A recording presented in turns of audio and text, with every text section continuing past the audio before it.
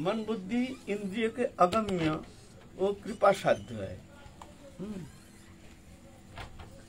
महाप्रभु जब गए हैं, भूमिका चल रहा है हमारा, माता जानकी ठाकुरानी की भूमिका बहुत जरूरी है, नहीं तो समझना बहुत कठिन हो जाएगा। हमारी उपासना क्या है, माता जानकी ठाकुरानी क्या प्रदान किए हैं हमारे लिए। जैसे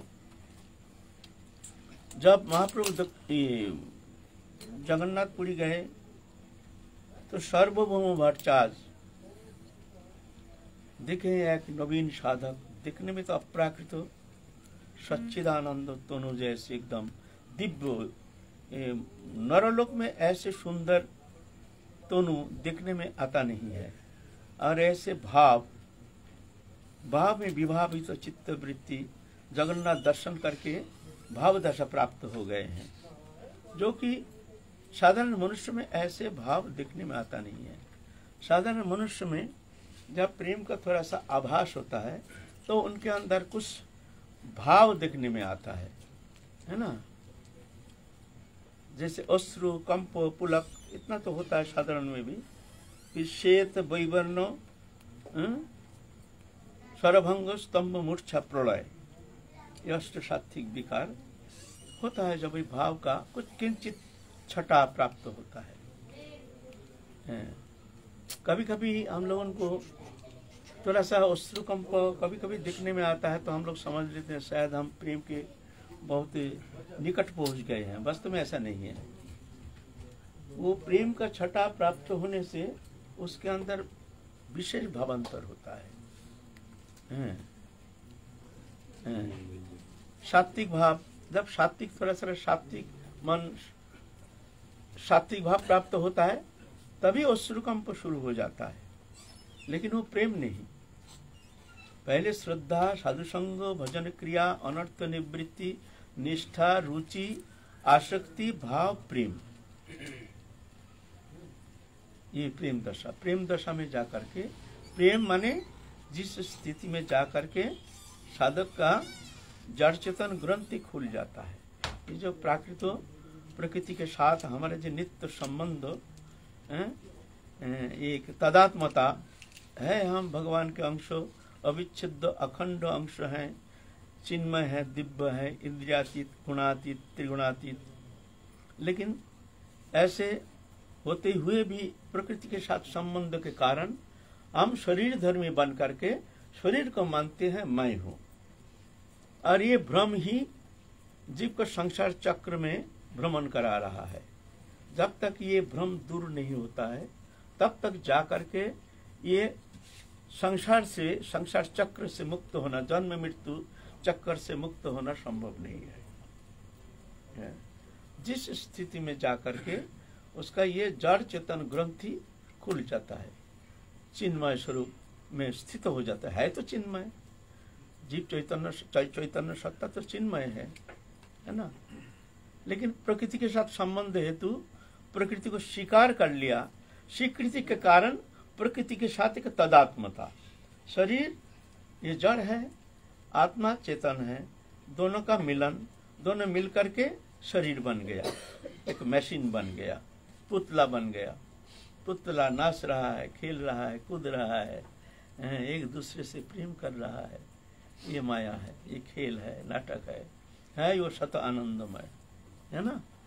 तो साधक अवस्था में पहले साधन भक्ति, फिर भाव भक्ति, फिर प्रेम भक्ति, ये शरीर में इतना तक होता है, इसके आगे होता नहीं है। इसके आगे भी बहुत सारी दशा है, हमारे आचार्यों ने वर्णन किए हैं। स्नेह, मान, प्रणय, राग, अनुराग, भाव, महाभाव दशा, इसके सारे वर्णन है। लेकिन इस शरीर में साधन भक्ति दशा, पहले साधन करके हम जहां तक पहुंच सकते हैं। साधन माने शरण, मनन, चिंतन आदि, ध्यान, धारणा, उपासना, स्तव, स्तुति, वंदना, गुरु प्रदत्त साधन प्रक्रिया अपना करके वो प्रक्रिया के माध्यम से हम जहां तक पहुंच सकते हैं, यह साधन भक्ति दशा। उसके बाद साधन चलता नहीं है, माने हमारे इंद्रिय के द्वारा जो भगवत अनुशीलन करते हैं इसको कहते हैं साधन भक्ति। इंद्रिय के द्वारा जैसे पूजा करते हैं, पाठ करते हैं, दंडवत करते हैं, परिक्रमा करते हैं, सेवा करते हैं, कीर्तन करते हैं, ये सब साधन भक्ति दशा। लेकिन साधन भक्ति दशा के अंतिम स्थिति में जब पहुंच जाता है तो उसका क्या स्थिति होती है? ये साधन भक्ति दशा, प्रेम भक्ति नहीं।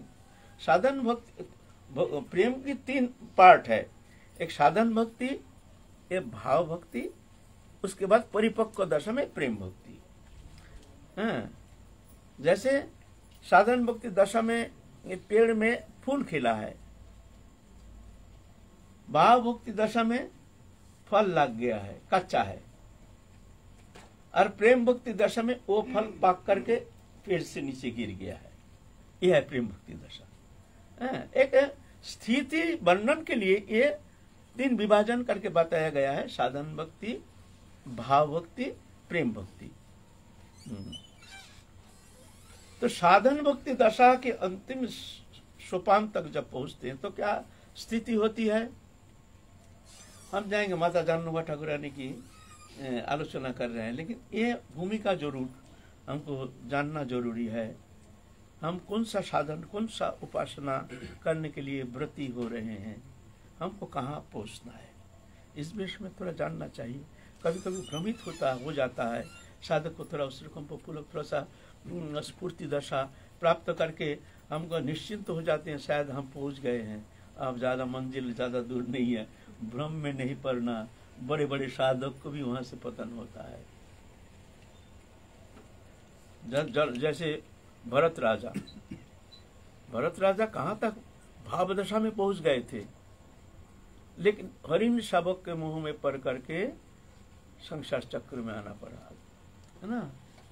तो यह निश्चिंत होना हमारे लिए अनुचित है, जो हम बहुत ऊंची स्थिति में पहुंच गए हैं।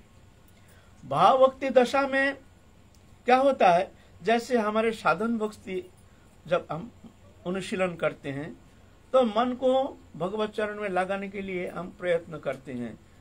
थोड़ा सा लगता है, फिर भाग जाता है, फिर दिल्ली बम्बई कहाँ चला जाता है, जहाँ जहाँ मन का आवेश है वहाँ जाके लग जाता है, फिर वहाँ से हटा करके फिर लगाने का चेष्टा करते हैं, खिंचाता नहीं चलता है साधन भक्ति दशा में। कभी थोड़ा सा कुछ समय के लिए लग जाता है, फिर हम जानते नहीं कब हमारा मन भाग करके वो कहाँ पहुंच गया, कौन विषय कारण में भ्रमण कर रहा है। फिर देखते हैं, अरे हम तो भजन करने बैठे, हमारा मन ये ऐसे क्यों चिंता करना शुरू कर दिया है। यह है साधन अवस्था में। भाव भक्ति दशा में क्या होता है? मन स्वाभाविक भगवत चरण में रहता है, खींच करके विषय वार्ता के लिए, उसको चिंतन करने के लिए खींच करके लाना पड़ता है। जैसे हमारे बहिर्मुखी वृत्ति को खींच करके भगवत उन्मुखी करने के लिए प्रयत्न करना पड़ता है, और साधन भक्ति के अंतिम सोपान में इसके विपरीत मन स्वाभाविक भगवत चरण में रहता है और वहां से खींच करके लाना पड़ता है। क्या कह रहा है ये, क्या कह रहा है समझने के लिए। मान लीजिए कोई आया है कुछ विषय वार्ता लेकर के, जब महाराज ऐसा हुआ ऐसा हुआ ऐसा हुआ, इस विषय में आप क्या कहना चाहते हैं, ऐसे ऐसे, तो उनका मन तो वहां लगा हुआ है, क्या कह रहे हैं उनको सुनने में आता नहीं है, समझ में आता नहीं है, क्योंकि हमारे जो इंद्रिय है ये मन के द्वारा चालित होता है। मन ही कारण है, इंद्रिय कारण नहीं है। इंद्रिय तो कर्मचारी है, मन है मालिक। मन जब इंद्रिय के साथ संयोग होता है तभी जाके हमारा इंद्रिय सक्रिय होता है, नहीं तो इंद्रिय निष्क्रिय। जैसे हम सो जाते हैं उस समय हमारा कोई इंद्रिय काम नहीं करता, कान सुनता नहीं है, नाक सुनता नहीं है, आंख दिखता नहीं है, जीवा ऐसे कुछ बोलता नहीं है, तो ऐसा होता है ना, इंद्रिय हमारा निष्क्रिय हो जाता है, क्योंकि उस समय हमारा मन सो जाता है, न्यूट्रल अवस्था में रहता है। मन साम्यावस्था में आने का कारण, मन साम्यावस्था आता नहीं है, अहंकार साम्यावस्था में आता है। अहंकार, मन, बुद्धि, अहंकार एक ही सरल रेखा पर रहता है, अहंकार कर्ता बनता है। तो निद्रा अवस्था में अहंकार साम्यावस्था में आ जाता है। साम्यावस्था में आने से अहंकार निष्क्रिय हो जाता है, तो बुद्धि भी निष्क्रिय, मन भी निष्क्रिय। मन चिंता करना छोड़ देता है, बुद्धि निश्चय करना छोड़ देता है, वो सो जाता है, शांत अवस्था। हमारे जो इंद्रिय चलमान रहता है, इसका कारण है मन। हमारा मन भागता है, कान भागता है, आंख भागता है, हर इंद्रिय भाग रहा है प्रकृति की ओर। प्रकृति के गुण से आक्रांत होकर के, आकर्षित होकर के प्रकृति के गुण समूह भोगने के लिए हमारे हर इंद्रिय भागता है। इंद्रिय दोष नहीं है, दोष है मन। ये मन जब भगवत चरण में संलग्न हो जाता है तो हमारे हर इंद्रिय सब निष्क्रिय हो जाते। निष्क्रिय माने वो हमारे भौतिक जगत के जो विषय है वो ग्रहण करने में समर्थ हो जाता है, क्योंकि हमारे हर इंद्रिय सब भगवत उन्मुखी हो जाता है। देख रहा है भगवत चिंतन, ये अतीन्द्रिय जगत में चला गया है। न कान सुन रहा है, न आंख दिख रहा है। आंख खोल के बैठा है लेकिन वो दिख नहीं रहा है ना। तो जब मन उस भगवत चिंतन में निश्चल हो जाता है तभी जाके हमारे बहिर्वृत्ति, हमारे इंद्रिय वृत्ति जो है, तभी जाके वो निश्चल होगा। नहीं तो उसको जोर करके विषय से हटा करके उसको हटाने का चेष्टा करने से काम नहीं होगा। थोड़ा सा खींचातानी होगा लेकिन वो भाग जाएगा। फिर अपना जहां जहां तुम्हारे मन आकर्षित है, विषय वस्तु पदार्थ के प्रति तुम्हारे किंचित आसक्ति है, अवश्य विवश होकर के तुम्हारा मन वहां जाके लग जाएगा। कोई चेष्टा का इंतजार नहीं, विवशता। अतः प्रयुक्त है पपंग चुरति पुरुष अनिच्छन्न विवासने बलादि बनियोजितो। अर्जुन यही प्रश्न कर रहे हैं ना। हम देखते हैं एक अदृश्य शक्ति हमको धक्का मार के विषय चिंतन करने में, विषय सेवन करने में मजबूर कर देता है। अनिच्छन्न भी, मेरी कोई इच्छा नहीं, बलादि बनियोजितो, बलपूर्वक हम चाहते नहीं है। नहीं हम ऐसे चिंता नहीं करेंगे ना, ऐसा ना, कोई काम नहीं करता है, निष्क्रिय। जैसे हमको बांध के रखा है, हमारे अहंकार को बांध के रखा है, और निष्क्रियता, विवशता आकर के कब विषय सेवन करने में प्रवृत्त होता है। ये दोष नहीं है मन का। ये मन बहुत चंचल है, मन का दोष नहीं है, वो संस्कार है, वो ऑटोमेटिक भागेगा। तो जब ये मन भगवत चिंतन में निश्चल हो जाता है तो हमारी इंद्रिय वृत्ति जो है ये भी निष्क्रिय हो जाता है। ये तो खाना अच्छा नहीं लगता है, सुनना ग्राम्य वार्ता अच्छा नहीं लगता है, आंख में दृश्यमान जागतिक वस्तु दर्शन करना अच्छा नहीं लगता है, त्वक के द्वारा किसी को स्पर्श होने से जलन शुरू हो जाएगा, स्पर्श सहन नहीं होगा। जो साधन करते हैं उसको पता है कैसे जलन होता है। किसी को विषयी लोग ऐसे छू देने से मान लो बिजली जैसे झटका मारता है। तो जब मन वो स्थिति में पहुंच जाता है, माने साधन मुक्ति के अंतिम सोपान पे, तो मन स्वाभाविक भगवत चरण में रहता है। विषय वार्ता के लिए खींच के लाना पड़ता है, कोशिश करता है लेकिन फिर भाग जाता है, फिर खींच के लाने का कोशिश करता है, होता नहीं, विषय कर्म होता नहीं। धीरे धीरे भगवत उपासना जो हम लोग विधि पूर्वक जो उपासना करते हैं, विधि वो तक नहीं पाता है, छूट जाता है। मैंने सुबह उठा है ना, कैसे होता है, मान लीजिए सुबह उठा है, चिंतन में एक तल्लीनता हो गया, ख्याल नहीं, अरे सही दरजा तो खुला है, कौन देगा वहां। तो उस स्थिति में दरजा खोल के देखते बाबा के अश्रुधारा नाक से श्लेषा ये धारा बह। इंद्रियों को हम संयम करने के लिए चुपचाप बैठे रहते, नहीं हम कहीं जाएंगे नहीं, किसी को छुएंगे नहीं, कुछ खाएंगे नहीं। नहीं खाने से भी कुछ नहीं होता है,